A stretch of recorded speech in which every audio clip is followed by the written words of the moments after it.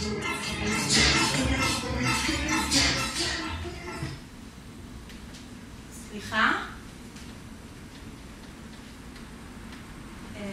סליחה? שלום גברת, שבי בבקשה. שלום גברת, שבי בבקשה. תיק תשימי על הרצפה בבקשה. את בשתיים בלילה בחדר מיון, כנראה שקרה משהו. כן, יש לי קצת כאבים בחזה פשוט. כאבים בחזה. את בדרך כלל סובלת מכאבים בחזה או שעכשיו המצאת את זה? לא, זה פעם ראשונה. פעם ראשונה, יפה. כאבים מ-1 עד 10? כמה כואב לך מ-1 עד 10? תזרקי מספר כלשהו. 5. 5, יפה. רגישות לתרופות יש? לא ידוע. טוב, בדיקות דם. סליחה, אחות? כן. אני מצטערת. קרה משהו? למה אני מסכה? את יודעת מה הולך פה? לא. גם אני לא. מה זה? מה? איפה הברידים שלך? שכחת אותם בבית?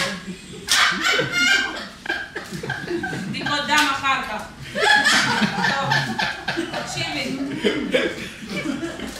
את צריכה לתת בדיקת שתן. למה? מה זה קשור?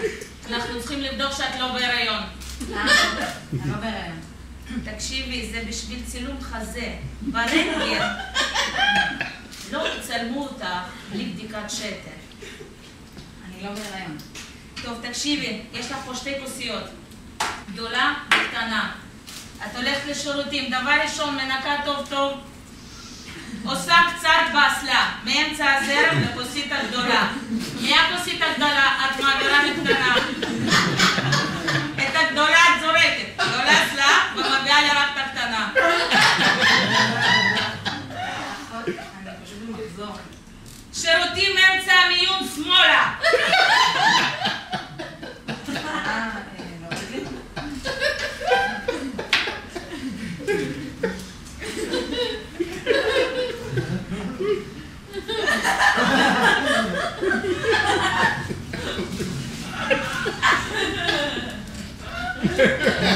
היי דוקטור, סליחה שהערתי אותך. נעשה סיבוב?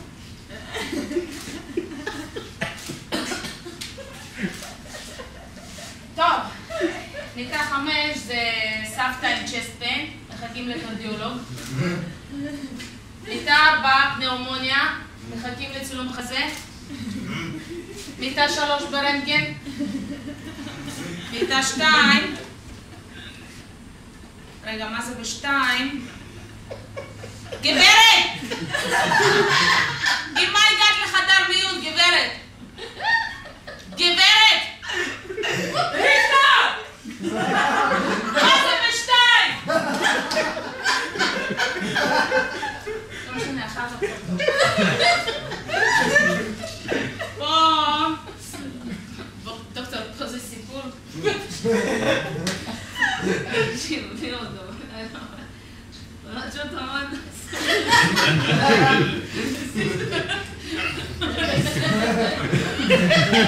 פה מועמדת ב-RCP ופה אלכוהוליסט, דוקטור, מה לעשות איתו?